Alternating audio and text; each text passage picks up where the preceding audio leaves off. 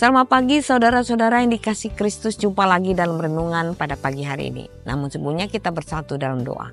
Damai sejahtera Allah yang melampaui segala akal, itulah yang memelihara hati dan pikiran saudara-saudara dalam Yesus Kristus Tuhan kita. Amin. Firman Tuhan pada pagi hari ini tertulis dalam Wahyu 3 ayat 8. Aku tahu segala pekerjaanmu. Lihatlah, aku telah membuka pintu bagimu yang tidak dapat ditutup oleh seorang pun. Aku tahu bahwa kekuatanmu tidak seberapa, namun engkau menuruti firmanku dan engkau tidak menyangkal namaku. Demikian firman Tuhan.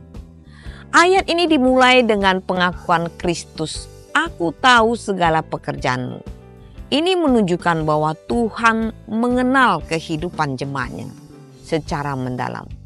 Baik pergumulan, kesetiaan, maupun keterbatasan mereka.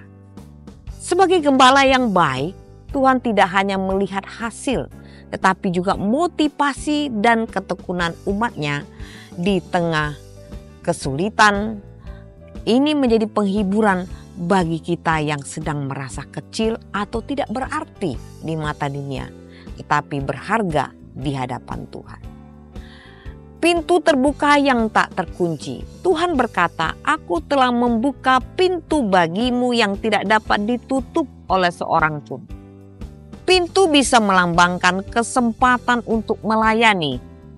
1 Korintus 16 ayat 9. Akses kepada anugerah dan penyertaannya atau jalan keluar dari persoalan. Yesaya 43 ayat 13. Meskipun manusia atau kuasa jahat berusaha menghalangi, jika Tuhan yang membuka, tidak ada yang dapat menutupnya.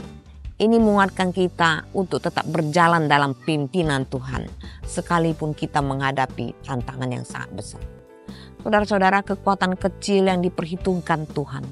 Jemaat Philadelphia diakui memiliki kekuatan tidak seberapa, tetapi mereka setia kepada firman dan tidak menyangkal nama Kristus. Tuhan tidak memandang besarnya kemampuan, tetapi kesetiaan dalam ketergantungan padanya. Seperti Daud yang mengalahkan Goliat bukan dengan senjata perang, saudara-saudara, tetapi dengan imannya. 1 Samuel 17:47. Tuhan memakai orang yang lemah untuk mempermalukan yang kuat. 1 Korintus 1 ayat 27. Kesetiaan dalam firman dan nama Kristus. Dua hal yang dipuji Tuhan dalam teks ini, menuruti firman-Nya, komitmen untuk hidup sesuai kebenaran Alkitab, bahkan ketika bertentangan dengan budaya dunia. Kedua, tidak menyangkal namanya, berani mempertahankan identitas sebagai pengikut Kristus meski menghadapi tekanan atau penganiayaan. Saudara-saudara, banyak orang percaya karena emosi atau kebutuhan, bukan karena komitmen pribadi kepada Kristus. Ketika pencobaan datang, mereka cepat meninggalkan iman. Seperti perumpamaan penabur. Penderitaan, kekecewaan, atau doa yang tidak dijawab dapat membuat orang bertanya, di mana Tuhan? Tanpa pemahaman yang benar tentang pemeliharaan Allah, orang mudah putus asa. Amsal 24 ayat 10. Saudara-saudara, percayalah bahwa Tuhan mengenal dan memperhatikan setiap langkah kita. Kita tidak perlu takut dihakimi oleh dunia selama hidup berkenan kepadanya. Lihatlah pintu yang Tuhan buka, bukan tembok yang menghalangi. Karena itu fokus pada kesempatan yang Ia berikan, bukan pada keterbatasan kita. Setia dalam hal kecil adalah fondasi untuk perkara besar. Tuhan tidak menuntut kesempurnaan, tetapi hati yang taat. Pegang teguh iman.